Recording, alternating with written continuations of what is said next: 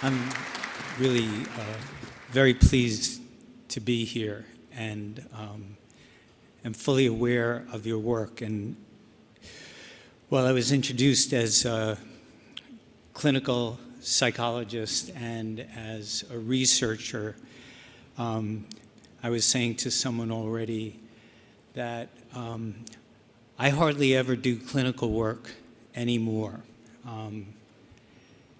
And the reason for that is that it is really hard. It is really hard to do. And what I found was that I just simply wasn't capable of, given this conference, of being empathic so much of the time, right? You know, I'm from Boston. We're a little distant. We remain a little cold, and, you're in therapy and you're doing clinical work. You have to be perhaps much more present, whereas research is much easier. Data talks back to you, but it doesn't really, it doesn't have any counter-transference kinds of effects. And I'm just so very impressed by the work, the real work that's being done in the face of all the obstacles and in the face of what's going on in the world and places I've been. And I'll just say, with apologies for what's going on just south of here in my country, in terms of a kind of lack of empathy and a lack of caring that we're seeing. So with that, let me try to move on. So I want to talk about multi-level psychobiological meaning and empathy. To give you a sense of this, the kind of view that I work with in working with infants is that all of us are makers of meaning. We're trying our best to understand the nature of the world of people that we live in, the nature of the things that we have to deal with, and the situations that we have to deal with. And that we make meanings largely by interacting with other people.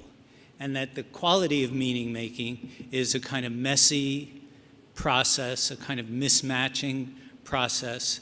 But out of that process come some very coherent understandings of the world, and also a sense of connection, and I think a sense of empathy with the other people with whom you're making meaning.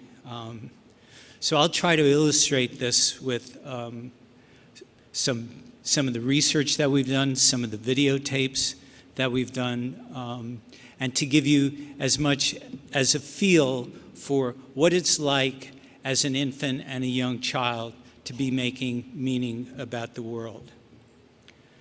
So relationships and shared knowing, and you'll forgive me if I use the word shared knowing rather than empathy, but I put knowing in quotes. The shared knowing with others, the knowing of others, what I call shared states of consciousness. Hopefully some of you are having that experience here, meeting new people, and you start to talk and you begin to generate something new and something comes along, and you have this sense that between the two of you, you're creating something and that you're sharing and creating some kind of new meaning. And it happens between adults, it happens between adults and children, it happens between therapists and patients. And this process of meaning making is active, it's bi-directional, and in groups like this, it's multidimensional. Someone once asked me why I don't study like triads or quadrads or whatever, because the very simple answer is it is so difficult to understand simply what goes on between two people. So the problem of trying to understand what goes on amongst multiple people is really a problem. And what we do in this active bidirectional process is we create new meanings, and we create new meanings between each other. So one of my thoughts, because this is very important in the infant world, although I think it probably is less maybe important here, but you know, I only know 3 or 4 things, so I have to say the things that I know, and you're just stuck with them. So the idea of simply, this is in particular in the United States, the idea of being empathic, being present. All of those things may be necessary for one to feel connected and to have a sense of shared knowing with another person. But it's not enough to create a relationship, and it's not enough to create a therapeutic change. One of my teachers, perhaps my most brilliant teacher, was Jerome Bruner, who the people in probably here who are in education have read some of his works. He wrote that all humans, infants, children, adults, constantly, continuously, it's what we're all doing right now, try to make coherent and complex meaning of their sense of self in relation to the world of things and to the world of people.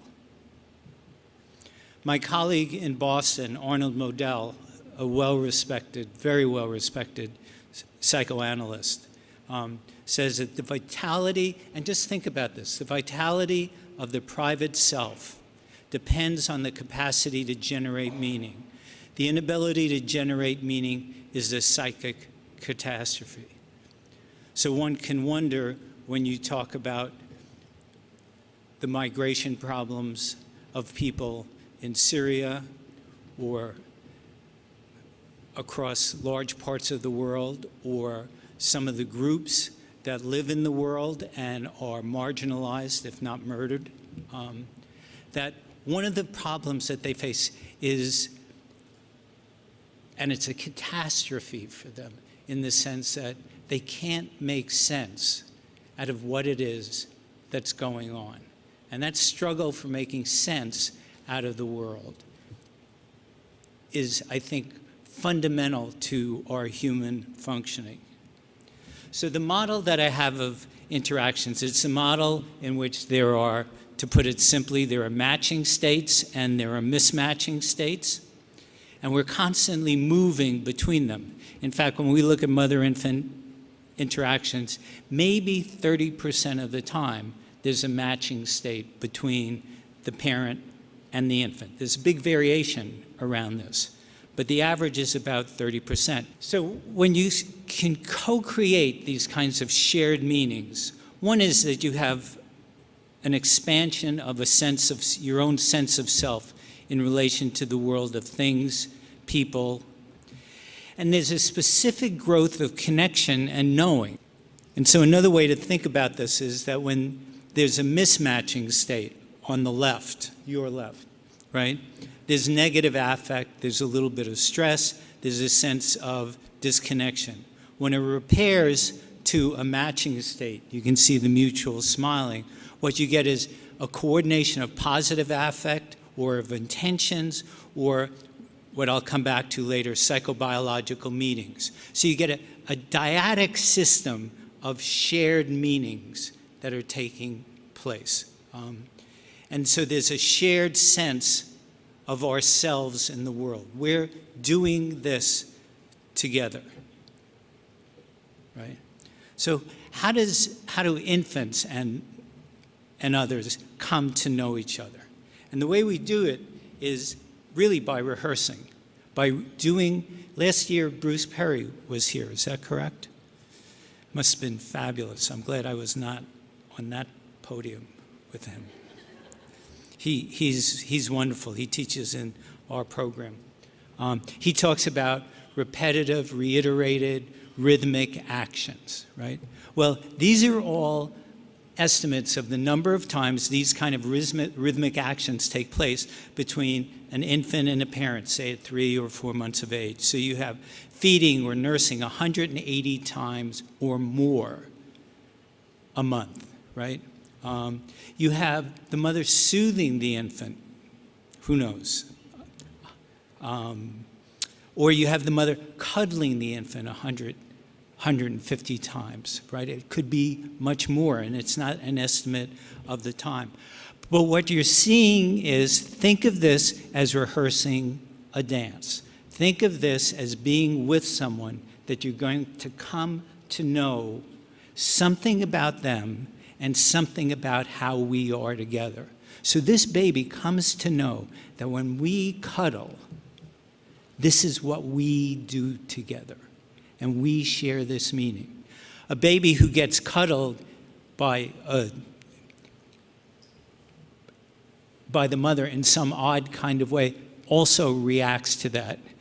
And just since I'm a grandparent, these rules about trying to be sensitive to children and playing with them and reading their cues do not apply to grandparents. I actually think I want to do a study, and if you want to volunteer, we can do it. I think grandparents just override the signals that their grandchildren give, right? Someone's shaking their head. They look at you, they're crying, and you're saying, oh, but you know me. Like they know you. This is the first time you're seeing them, you know, but the grandparents' feeling is so powerful that what they do is they just ignore the signals. And what happens? The kids end up loving them, right? Right? Unambivalently. Somehow it gets overcome. So I would like to study that sometime.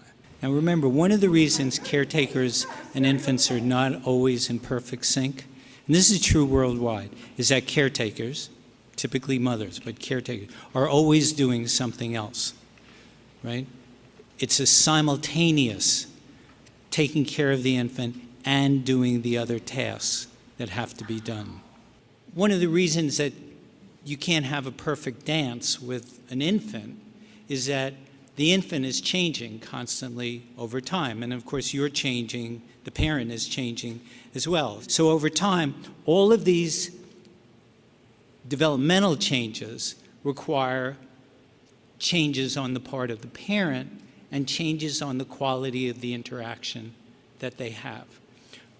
But these interactions are part of, I think, what Bruce Perry would talk about in terms of setting up regulatory systems.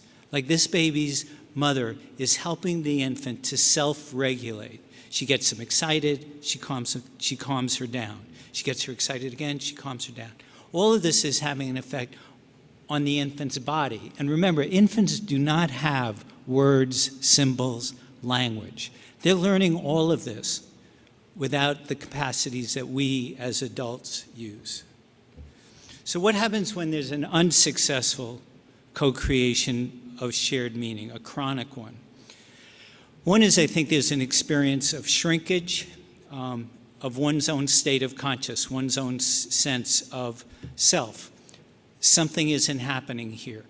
I think, going back to Arnold Modell, is that when you can't make sense of the world, even if you're an infant, even if you're at the very root of things, that there's a sense of fear and annihilation that's induced when things go wrong.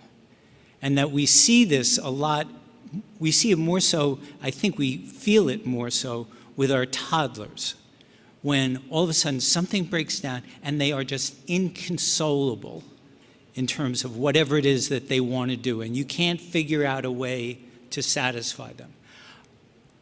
The way I think about that is that when they want to wear, you know, the pink outfit and go out in the sun and get sunburned, and the parent refuses, and they have no understanding of what it is, why they can't do it, that when they break down and cry, for me, it's as if there's a crack in their universe. And the crack is that they don't understand what's happening, and they don't know what's going on. And part of that, what travels with that, is a loss of a sense of connection with the other person. So that they're now separated, they're on their own, They're having to deal with something they don't understand. I mean, maybe if you just listen to the words that I'm saying and just apply them to yourself, just apply them to some of the people that you work with. I can't make sense out of this. So let me show you what you've all, a still face interaction. This is with an 11-month-old infant and her mother. Her mother was a volunteer in our lab, and so she was really used to this procedure. And this one, for some of you, it may bother you because this little girl gets more upset. So just a little warning about that. Girl. Oh. And she gives a greeting to the baby gives a greeting back to her. Yeah. This baby starts pointing at different places in the world, and the mother's trying to engage her and play with her. They're working to coordinate their emotions and their intentions, what they want to do in the world. And that's really what the baby is used to. And then we ask the mother to not respond to the baby. The baby very quickly picks up on this, and then she uses all of her abilities to try and get the mother back. She smiles at the mother. She points because she's used to the mother looking where she points. The baby puts both hands up in front of her and says, "What's happening here?" She makes that screechy sound at the mother, like, come on, why aren't we doing this? Even in this 2 minutes, when they don't get the normal reaction, they react with negative emotions, they turn away, they feel the stress of it, they actually may lose control of their posture because of the stress that they're experiencing.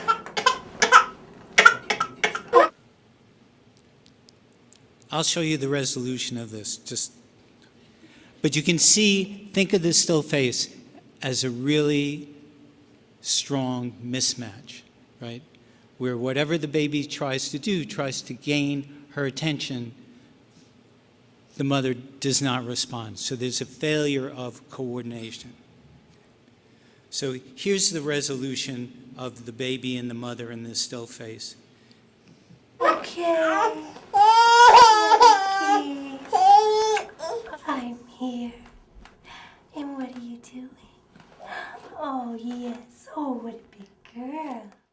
What that baby does when the baby holds her hands up, that's a game they play together at other times. So that baby is saying, let's go back to the dance that we usually do together. And you can see how they repair the interaction. And you can see how this infant knows what's going on, knows how we dance, trusts the mother, and builds trust, and they figure out a way to overcome this separation, right? When you think about meaning-making systems, right, we all tend to think about language and symbolic processes because that's what we use as adults, right? But we also know that we use a lot of emotional meanings, and we're attuned to the emotional meanings that we have, and there's certainly an enormous amount of discussion about that.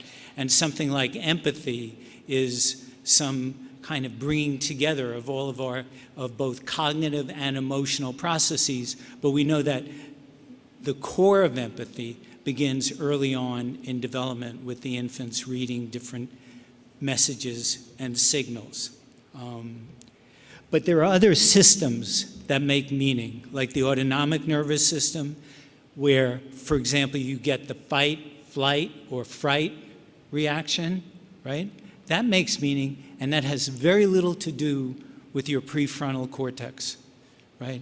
And it can be a feeling that you have. So, for example, you're in a city and everybody tells you it's safe to walk around at night.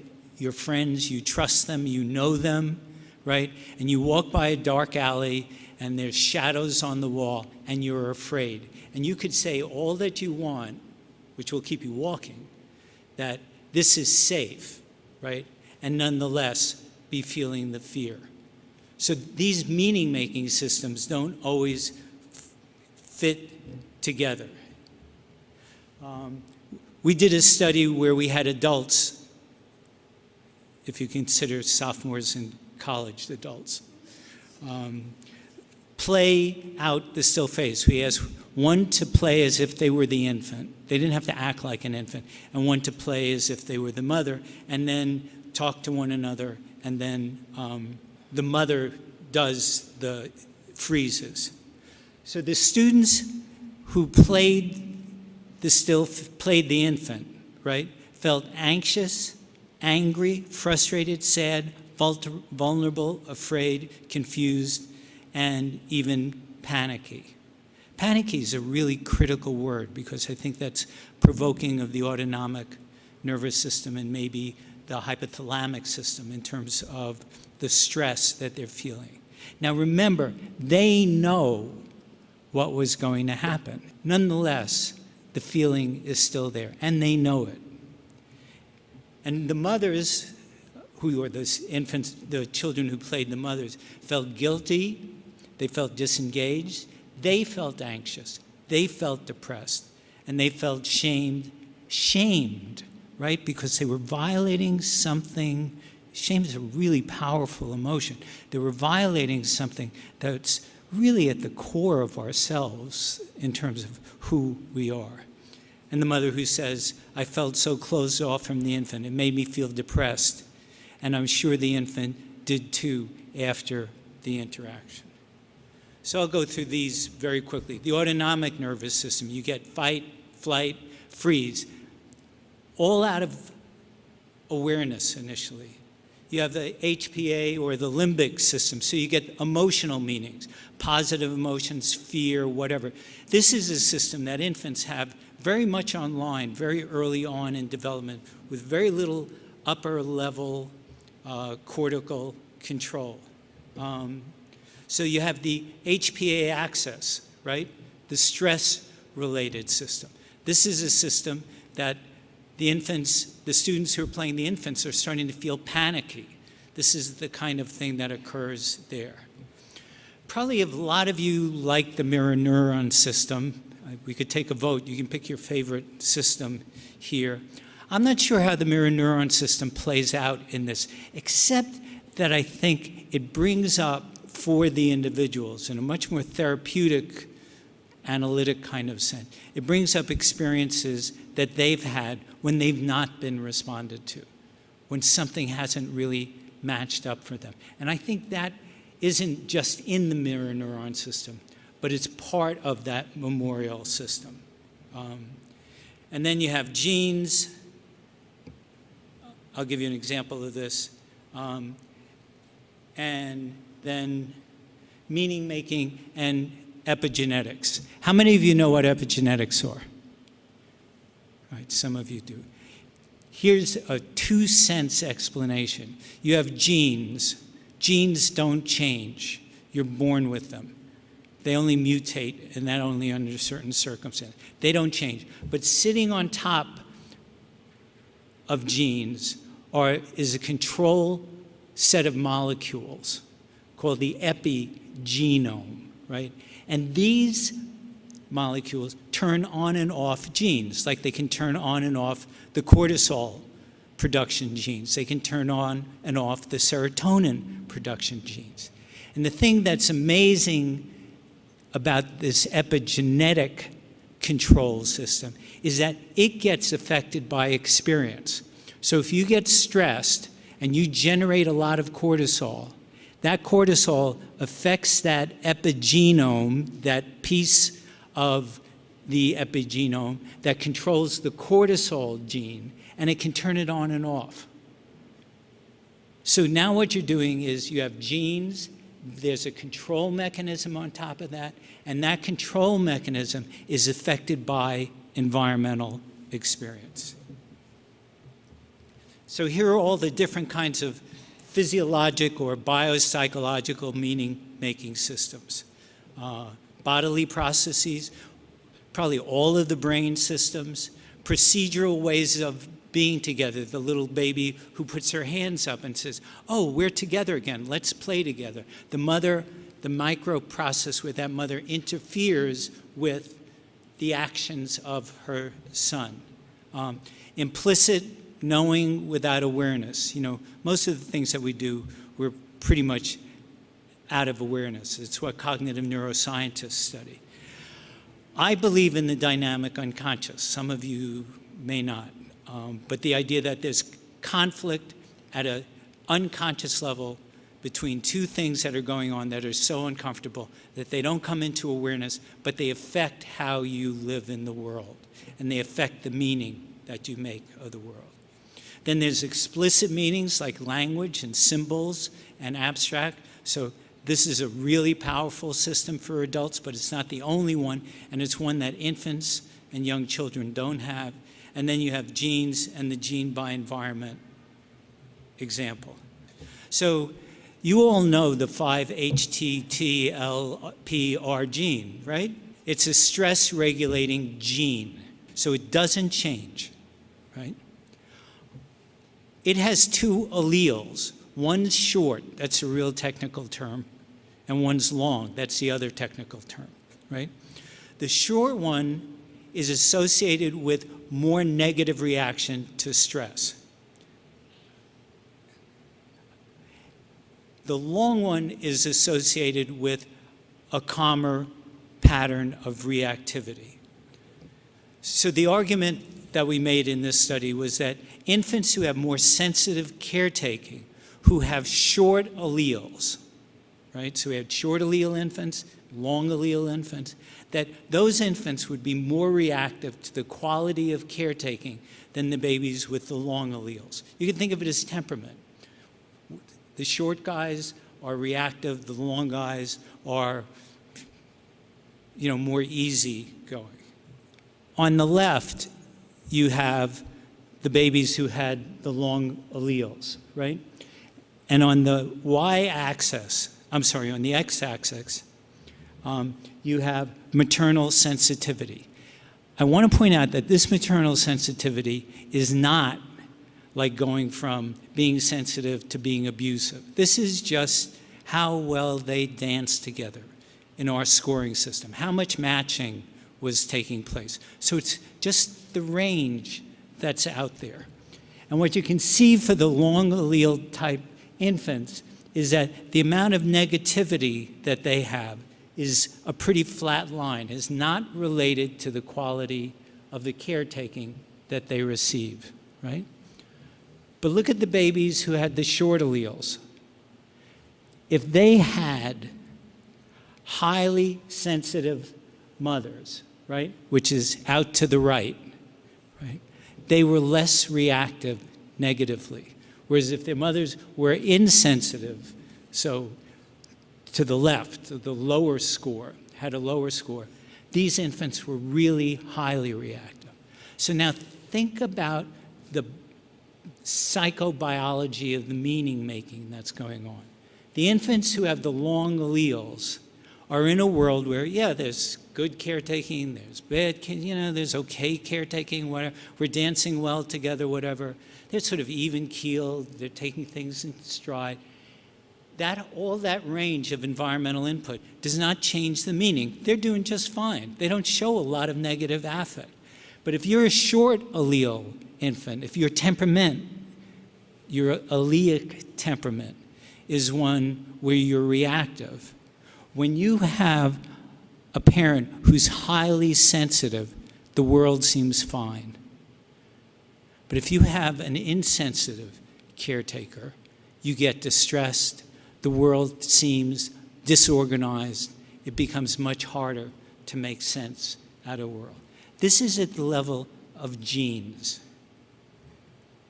In the placenta, I'll do this really fast, there's a gene that changes maternal cortisol, the stress gene, into cortisone. And cortisone is what the fetus gets exposed to, right? And cortisone is part of the normal developmental process. High levels of cortisol are dysregulating for the fetus, right? So under typical circumstances, right, maternal cortisol gets changed into cortisone, the fetus gets exposed to cortisone, and that's part of the developmental process. If the maternal gene for turning cortisol into cortisone is turned off, meaning there's an epigenetic change, then the fetus gets exposed to higher levels of cortisol. We looked at mothers who had high levels of stress versus mothers who had low levels of stress. And these stress levels are really pretty high compared to the group. So this is people who have very high cumulative risk factors, right? We then looked at two things: the methylation in the placenta of the mother's gene. Methylation is that epigenetic change. Mothers with high stress had high levels of methylation, meaning their cortisol to cortisone gene was shut off or shut down. So their fetus got more exposure to cortisol. So they had more methylation. That's the shutting off process. When we looked at the baby's behavior, what we found, they had poorer attention and they had more dysregulation of their behavior. So now you're going from maternal experience of stress during her pregnancy and probably before, to placental genes, to the fetal environment, to the extrauterine environment. And you're showing a relationship. As one can argue whether it's causal or not, but the stress is giving us a sense of the molecular meaning of what's going on. So the infants who had high-stressed mothers come into the world with problematic attention and dysregulation, which means in the same setting as an infant who had a low-stress mother, their ability to make sense out of the world, their ability to connect with someone else is compromised. How many of you know what firewalking is? You create a bed of coals and you have to walk on it. I think you have to be crazy to do this, but. So here's some data. The blue line is cardiac data for someone who's walking on the coals. These are hot coals, right? 30, 40 feet of hot coals, right? They're walking on the coals. The red line is someone who knows that person, a spouse, a cousin, a best friend, right? The green line is someone who doesn't know the person walking on the coals. What you can show, and this was a difficult test, and I didn't do this study, is that the person who knows the person on the coals shows cardiac synchrony with that person, whereas the person who's the green line does not know that person, does not show that synchrony. But if you change the people here, so the green person becomes the red person who knows the blue person on the coals, they get in sync with the other person.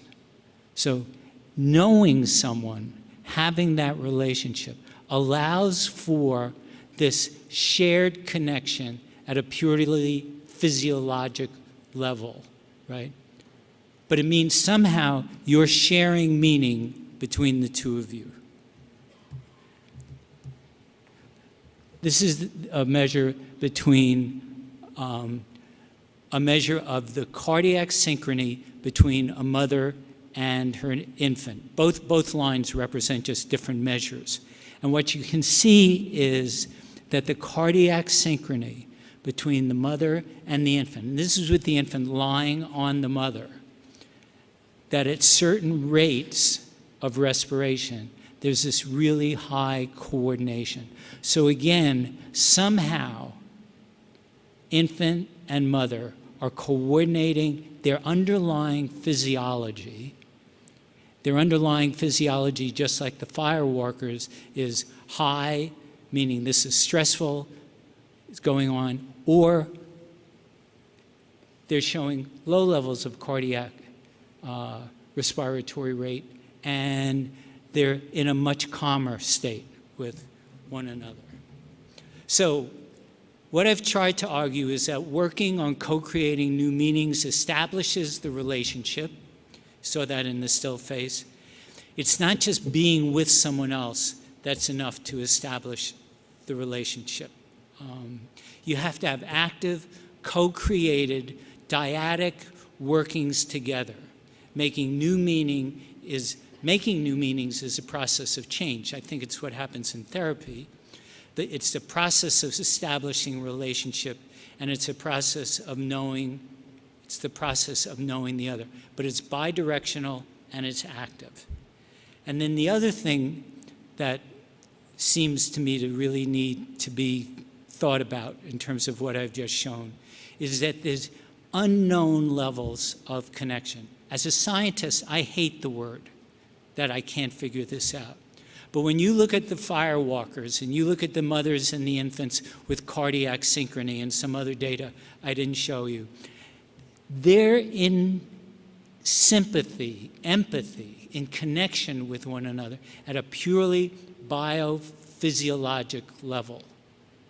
And yet somehow they've gotten that coordination in place. So that's part of any kind of empathic process that's going on, is not just the words, the behavior, the touches, the things that we do have some handle on, but it has to do with unknowns that are going on all of the time. This is a tortoise and a baby hippopotamus. So no matter how different we are, we can figure out ways of connecting with one another. Thank you.